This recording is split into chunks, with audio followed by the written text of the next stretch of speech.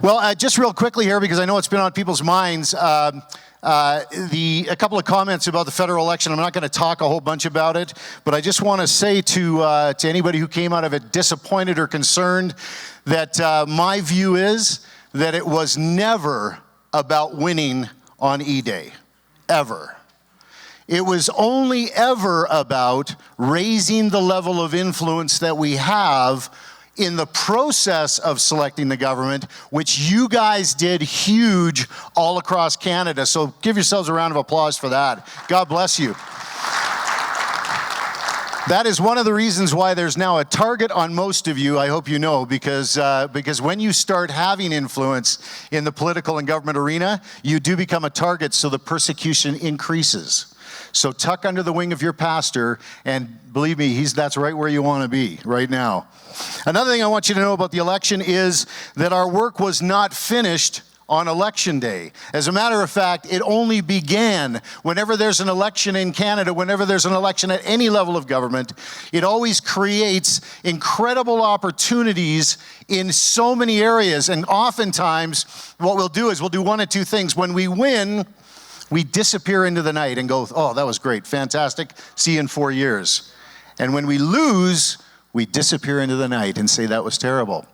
But what we miss is all of the opportunities that are opened up when things change in the electoral system. We have all kinds of new members of parliament that are on Parliament Hill that we can establish relationships with. And I'm talking about real relationships, not those phony baloney ones where you show up and you go, this is what I want, and you pound your fist on the desk and you say, this is my belief and this is I want to be respected. None of that. I'm talking about genuinely thanking and honoring and caring for the person who has sacrificed much to sit in that chair, even if they don't wear the color you support. So that's one of the opportunities. So fair warning this morning for those who know me, I may mention politics and government at some point.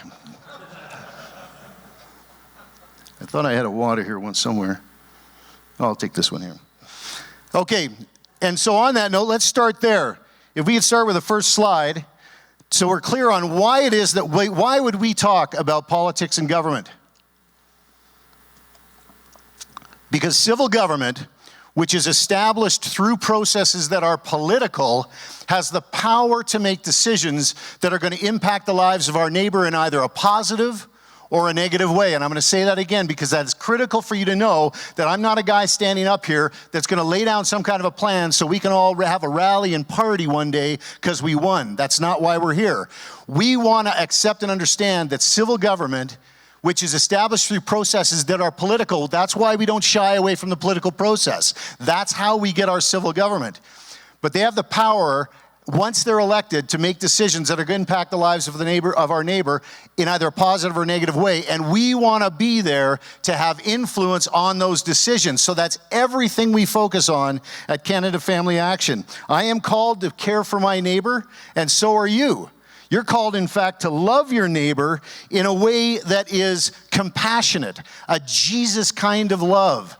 And it was actually here last year when Dr. Hill spoke, when I had an opportunity for this massive light to go on over my head, when he defined the compassionate love that Jesus was talking about for us. And I have taken that's been embedded in me, and that is my definition now. What he said he said, that when you have a sympathetic consciousness of the distress of others like Jesus had, and you couple that with a sincere desire to alleviate that distress, that is compassionate love of Jesus, which you all have inside of you. And so for you to look at this political spectrum and go, that's not for me, then you're not looking at the guy next to you. You're thinking about yourself. Anytime somebody, actually, as a matter of fact, we had a great example yesterday. We had Ken Nesbitt. Where are you, Ken? Where's Ken? Or Kim, sorry, Kim. Where are you, Kim? God bless you, Kim. 8 sons. 6 granddaughters and 2 grandsons, right? If you're ever wondering if you should get involved in politics and government and just do what you're supposed to be doing, vote or exercise your constituent authority or exercise your citizen authority, think about Kim's kids. Because you're doing it for his kids, you're not doing it for you. He's your neighbor, right? All right. So here are my goals with the workshop today. First is to establish a relationship with you that will continue beyond today and that adds value to what you're already doing. The second goal of the workshop today for me is to help you understand better your responsibility and the God-given authorities that you possess right now. You don't have to go out and get them. You already have them in the realm of politics and government. And three, to share with you a path where you can learn to raise your level of influence on the decisions that civil government is going to be making, and so that you can have that influence on the road ahead. So that's my goals today. And the things that we're going to cover in the short time that we have here today is, number one, I'm going to expose you to some real-time realities or real-time examples of the tactics and strategies of those people out there who do not share your views and values. And I want to qualify this. I'm not here to scare you, but because they are a vocal minority, but I want you to know who they are. People who do not share your views and values, and what their tactics and strategies are when it comes to your influence and curtailing your influence. These people do not want you to have influence, and they actually want to entomb you, if I can use that word, inside your church. Now, these people are directly opposed to your positions, and their ideas are mutually incompatible with yours, just to be clear. And they're working a plan, a very well-planned and executed plan. They're working the plan to neuter you as a person of faith and to neuter your influence. This is why today's workshop is called How to Entomb the Christian Inside of Their Church. Now, that's not us entombing ourselves. It's their plan. And I want it to just be really clear. They are all in. They are all in. I've met them. I've looked in their eyes. And like I say, they're a minority, but they are 100% committed to entombing you in your church. So let's take a look at what the definition of entomb is, so that we're clear on this. When somebody wants to entomb something in something else, first off, the verb is to place a dead body in a tomb. Okay, well, we know that is going to be absolutely impossible with you guys, because there is no way you are dead. And the Jesus in you proved a very long time ago that you cannot keep him, the Jesus in you, in a tomb, right? So that's not it. So it must be the second one where it says to bury or entrap you under something, okay? So that must be the strategy. If I'm looking out and I'm saying, these guys really want to entomb us in our churches, they want to bury us under something. So let's take a look at some real-time examples, and we're going to go international first and just take a look at some civil governments and some people that I've met recently. This is Apostle Tony Ortiz. He's a brother in Christ from the Republic of Cuba, and he's the convener for the Cuban Coalition for Apostolic Leaders. And I asked Tony when I had the opportunity to meet him, I said, what's your civil government like? I mean, isn't that something from Cuba? That's kind of a cool, I was intrigued. I wanted to know the answer. And he had a lot to share. And he said in 1959, following an armed revolution that lasted 5 years, 5 months, and 6 days, Fidel Castro took control of the Republic of Cuba. Within 6 years of that date, communism was permanently enshrined in their constitution, where it hadn't been before. Now, the Cuban people that he actually is in control of now is made up of 65% Christians. That's what the stats show. 60% Catholic Christians and 5% Protestant. And at the time Castro took control, this is really interesting, there were 53 denominations in Cuba in 1959. And today, if you go down to Cuba, there's 53 denominations in Cuba. Does that sound like anything organic at all? Or does that sound like something that's been frozen in place? And in a great way, it is. An entire generations of church leaders in Cuba, he tells me, have been brought up in a culture of state domination and control. They have no experience with anything new locally, unless it is brought in from outside of the country. And as a matter of fact, that's what Apostle Tony did, was he actually heard of this emerging apostolic movement that was happening globally, and he wanted that for his country. But of course, apostolic leadership is in complete competition with state control. You can imagine, right? So Apostle Tony brought in people from outside of the country to come in and help him understand and teach his leaders, and so he understood that better. Well, immediately it caught the attention of the government, and those individuals were barred from the country from ever coming back again. They were also, that they heard Apostle Tony had an apostle that just kind of came down for a visit. I don't know, he said he came down for a visit. And if while you're here, can we do a couple of meetings, that kind of a thing.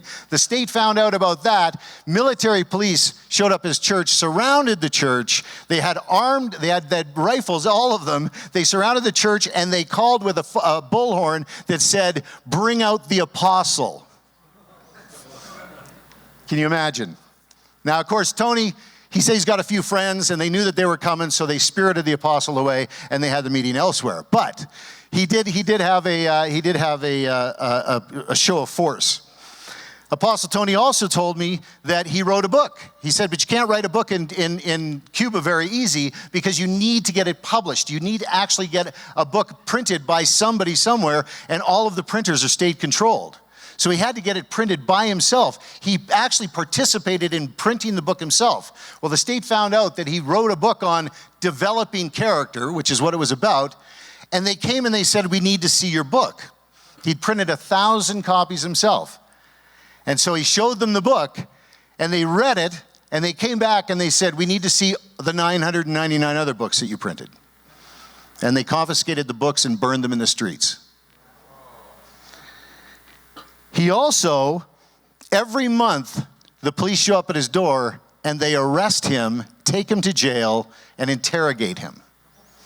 Every month, once a month. It's a regular thing. You can almost set your clock to it. And you know what? Tony said, he says, it's probably a good thing that they arrest me, because in the 15 provinces in Cuba right now, we have 8 apostolic ministries set up in 8 provinces of the 15. And it's growing all the time. You can't keep this, you can't shut this down.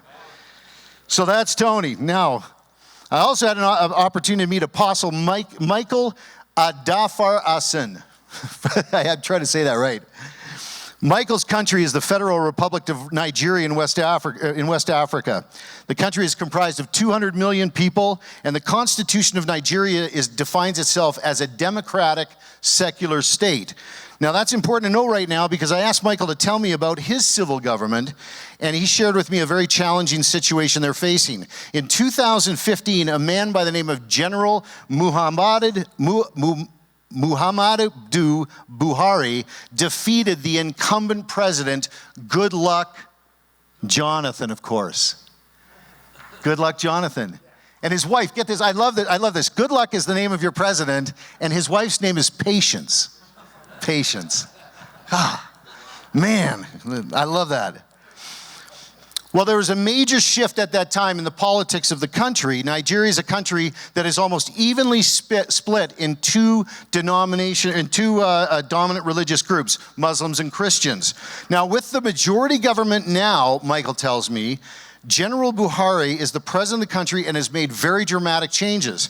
He has had Christians removed from almost all government offices, police forces, and the military. The government has focused their immigration policies on attracting Fulani Muslims to the country and has opened their borders. Their goal is to establish a majority democratic Muslim state that can then change the constitution of the country and turn it into a Sharia-compliant nation in 5 years. Goodluck Jonathan is a fired-up Christian leader. And 5 years later, they're scrambling to try and save their nation. So now let's take it back home, because we're going to come back to Canada here. Because I want to, does that sound like, can you see that people are trying to be buried or entombed or entrapped inside of their system as Christians? But is that even possible that can happen back here in Canada? Well, let's see if we can find some actual evidence of what might be going on out there that can lead us to believe that it is happening here in Canada. I'm going to show you a quick video clip, and I want to before I show you the clip, whenever I show the clip of someone speaking, I want to make sure that we are not in our minds or hearts or spirits vilifying the person. This is just an example of something that someone said that we have to be very aware of. Now, this person may not share our views and values, likely doesn't, but within the time this video was shot, he could have met Jesus. You know what I mean? Like, I just don't want to vilify the guy, right? But it gives us an advantage to listen to what he says and be able to pick it out of conversations, because this guy's slick. This is a Liberal member of Parliament that was re-elected in the last election from Surrey Centre. He's trained as a lawyer, very articulate, and he sat in front of a church congregation in a church that we were working with, and we organized a candidate meeting. So we had all the candidates lined up during the election, and the question came up from the pastor, will you allow us to say what we want to say, that the things that represent our beliefs as Christians? And the room is full of Christians. And he uses very coded language to actually make it sound like he's completely on side with freedom of religion and freedom of speech. But listen to what he says about the laws that he is passing that don't penetrate the walls of the church.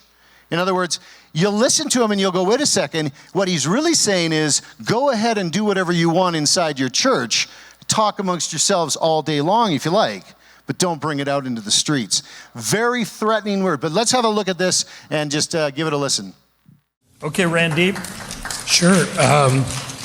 Freedom of religion is enshrined, as I said, in the Charter, and I will protect the right of a faith-based group to practice their faith freely in their own church or place of worship as they please. And I think our laws do not penetrate the walls of a church, and you're free to do that. However, I will not change the laws or go into the bedrooms of people and choose who they want to love. But you would have every freedom to preach to your congregation based on your faith, and so are other congregations allowed to do the same. And that is protected in the Charter, and that will be protected, and I will always stand by that right. We've never gone into churches and told them how they should practice their faith, and nor should anyone else ever do that. Did you pick that up? Did you hear that? He says, I've never gone inside a church and told them how to practice their faith. But what he is talking about is he is talking about the laws that lawmakers in civil government make in the House of Commons. That's what our House of Commons does all day, is they sit around and they make laws. And these laws are the things that they're trying to entomb us under. The laws. Now let's take a look at the Charter of Rights and Freedoms, because oftentimes we celebrate this document, and you know what? Sometimes, sadly, we place our faith in this document. Which is, please don't ever place your faith in the Charter of Rights and Freedoms. Because in 1982, Prime Minister Pierre Trudeau had a very specific plan when he launched this charter. He gave us the supremacy of God and the rule of law in the preamble so we could celebrate that. Then it went straight to Section 2, where it talked all about your right of belief and right of freedom of conscience, freedom of assembly, all of these wonderful things that we celebrate. But we often skip by what Mr. Trudeau put in Section 1. In Section 1 in the Charter of Rights and Freedoms, it says, the Charter of Rights and Freedoms guarantees the rights and freedoms set out in it, subject only to such reasonable limits prescribed by law. In other words, it is the government effectively from 1982 on that will decide the limit of your rights. Your rights are not absolute. Your right of free speech is not absolute. Your right of belief is not absolute. It will be the government that will decide what the limits of those rights are.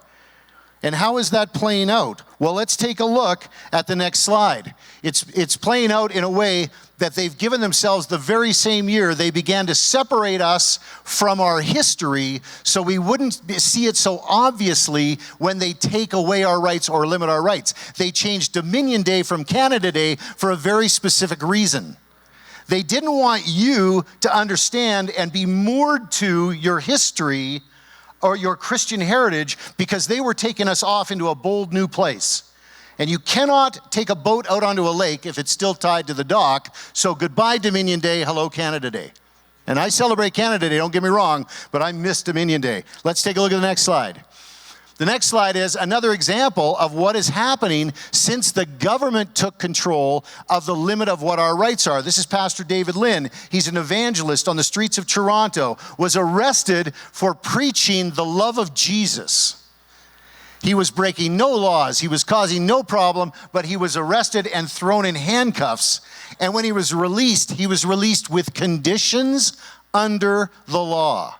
And the conditions under the law was, you cannot preach the word of God here, on this day, during this time, and if you break the law, you're going to get thrown back in jail. And these are conditions that can be expanded at any time. They could say, you know what, it's not just here anymore, it's here and here. It's here, here, and here. It's not just 8 square blocks, it's 10 square blocks of downtown Toronto. So Pastor David Lynn is being buried or entombed under laws that are created by government. Let's take a look at the next slide. Everybody knows that we as an organization fought hard against euthanasia laws. But one of the things that really we got to keep in mind is the most dangerous thing of all is that really what they did was they intentionally, when they passed euthanasia laws, they did not include the protection of conscience rights for doctors. So what happened, as soon as euthanasia became legal, a bunch of Christian doctors retired, older Christian doctors. And a bunch of Christian students that wanted to be doctors changed their track so they wouldn't be GPs, they wanted to specialize so they wouldn't have to actually be a part of the euthanasia regime because they didn't protect the conscience rights of doctors. They sidelined Christians, limiting their amount of influence that they're going to have in the medical community by not protecting their conscience rights. Next slide. Radical sex education curriculums that teach that kids' genders are fluid and that you can be a boy one day and a girl the next. All of those plans and programs do not protect teachers' conscience rights. So we have teachers retiring at a very rapid rate, Christian teachers in the public system, and we have a lot of young, brilliant, lovely, wonderful, fired up Christian youth that are not going into education because they know that they're not going to have their conscience rights protected. So they're entombing us. Conversion therapy. While they're doing that in the schools, there's a national push on right now to ban what they're calling conversion therapy across the country, which means that a pastor, there's one bill that was presented, a pastor could be fined up to $10,000 and thrown in jail if they I don't want to get this right because this is the national one, if they counsel a person that is contrary to their stated belief about who they are. In other words, if Billy says he's a girl, you better say he's a girl. Because if you say anything other than what they call affirmation only, you're at risk. Trinity Western University. Bank of Montreal began it was a lobby effort to actually come against Trinity Western University's ability to open up a law school. And they actually were successful because they got together with what's called the Legal Leaders for Diversity organization, which is the law departments of all of the major corporations. There's like 80 of them in Canada. Bring up that next list, the picture. A lot of these are companies that you deal with. These are the legal offices of these corporations that all together lobbied and made that statement that we're extremely concerned about what Trinity Western is proposing, and their law departments ended up being successful in the Supreme Court.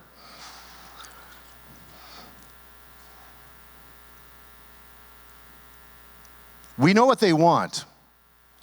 Ultimately, next slide, they don't want us to have any Christian lawyers. They don't want us to have any Christian judges, and they don't want any Supreme Court justices that are Christian because we're going to challenge the laws that they're entombing us with. Right? Right? That's what they're doing. So like our friends in Cuba, one other last example. I don't want to beat on this because I'm running out of time. Did I run out of time? Oh yeah, I better check that. 19 minutes left? Oh, well, in that case, I'm going to have a drink.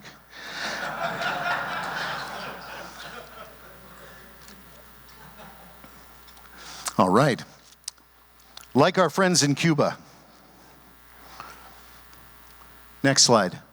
There was an event here. Our brothers in Christ in the Pentecostal Assemblies of Canada movement had an international, world congress of evangelicals that came to Calgary. Did you guys hear about that? Anybody hear about that? Yeah? There were 5,000 delegates. About 2,500 of them were from Canada and sort of the U.S., local, but there were 2,500 delegates that were coming from international countries. And the government, federal government, through their policies, their visa policies, actually denied entry to 800 of them. Many of them, their paperwork was so perfect and they had been here before that you looked at it and you just went, it could only be anti-Christian bias. Like there's no, you can't point to a single reason why they wouldn't allow these people in the country. That is, unless you didn't want them to start something. You know what I mean? They're just going to get in here and mess up. We're trying to entomb the Christians here in Canada, and you're bringing all these. What happens if someone from Africa comes and raises someone from the dead? That's really going to mess things up for the government, isn't it? That is, unless the West, mainstream media is there, because it won't get covered. You know that won't happen, right? Because no Christians allowed. That's the goal. So I'm gonna just go quickly through these last ones because this is so the government's making laws, but they're limiting our freedoms, but at the same time they're opening the doors and allowing other things to happen. If you have a left-wing socialist communist take on anything, there is no limit on what you can do, say, print, speak, sing, dance in our country. Also, there's a massive amount of money, the next slide, there's a massive amount of money going into the tiny little death of a thousand cut types media things that make you question what it is that you believe, and our kids are getting bombarded by it on the internet and in print. They're also being bombarded with these new laws that are trying to knock them offside. If anybody thinks that marijuana was about just we want to make it available because we can handle it better and we can take the drug profits and we can beat back the cartels and all, no. That's not what it's about at all. That's not what it's about. It's about placing the kids in submission, letting the Prime Minister and that government become cool Uncle Bob, and making marijuana illegal and separating kids from their parents. That's what that's about. And massive amounts of money are going into that. They're also burying our children in debt. As you know, one of the things that this government's not afraid of is spending money. We just crossed the threshold of $1 trillion market debt in Canada. $1 trillion. That's your kids and your grandkids paying that debt back for their entire life. Because if your kids break free from marijuana and the propaganda that they're being fed, then they want to grab a hold of them and turn them into financial bond servants of government. That's what they want to do. Now, can I ask you a question here? Does this sound like a plan and a strategy of people that are all in? Is this a full commitment on every level? Okay, this is the kind of commitment I'm encouraging you to respond with. Because if we kind of, I don't know, it's kind of late and I think I want to sleep in a little bit long, that's just not going to make it when you've got people coming at you like this. Now, I'm going to shift now to what I said was what I think is the answer to a lot of this. The answer with my last 15 minutes. Wow, I have never had the luxury of such time. 15 minutes. Sandwich? Anybody want a sandwich?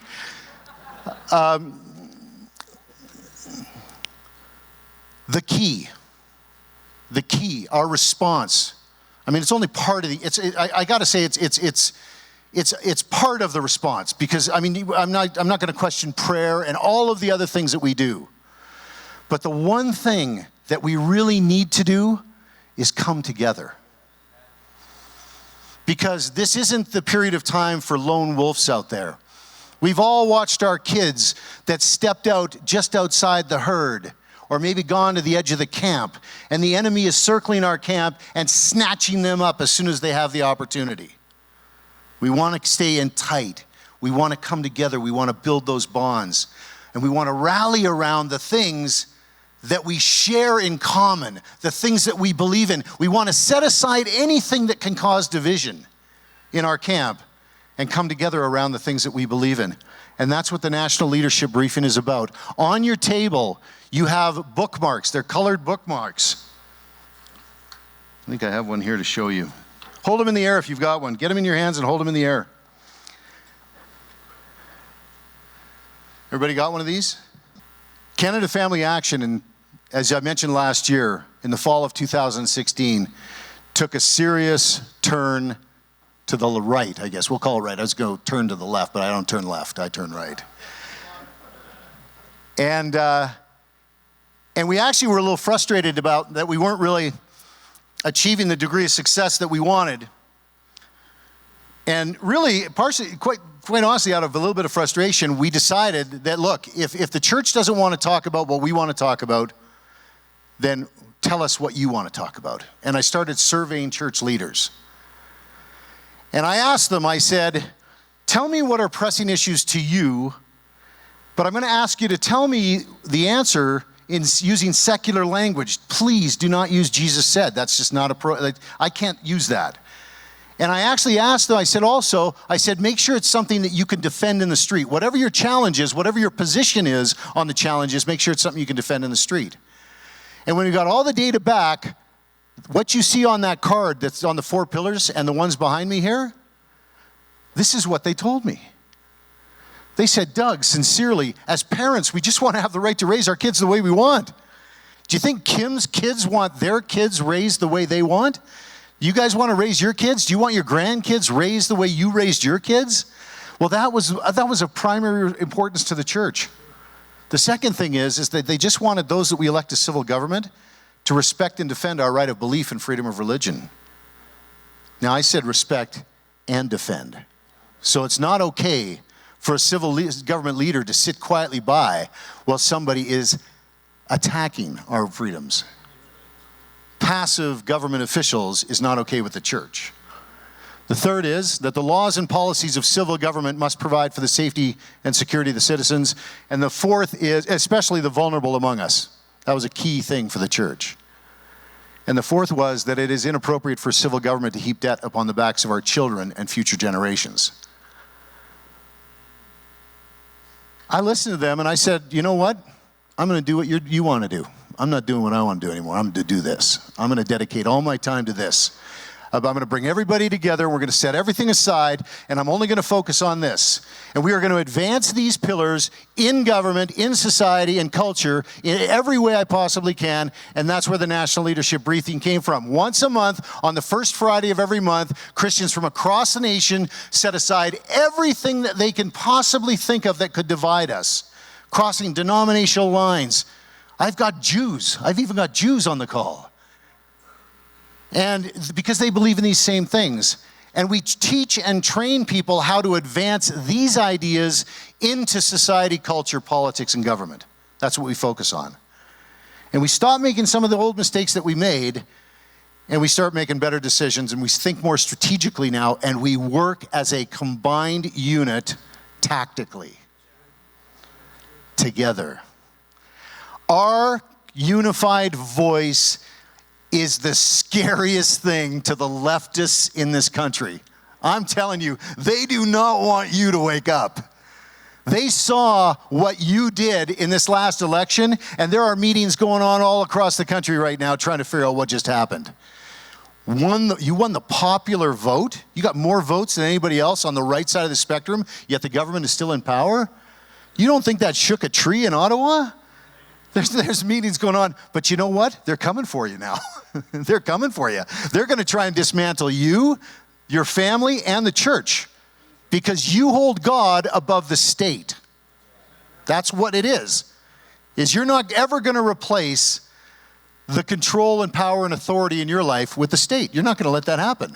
Because from here on in, we're thinking strategically, we're moving forward as one, using our combined voice to raise the level of influence that we have on the decisions of civil government, because civil government has the power to make decisions that are going to impact the lives of our neighbor in what? In either a positive or a negative way. Thank you for your time today. God bless you all. Thank you.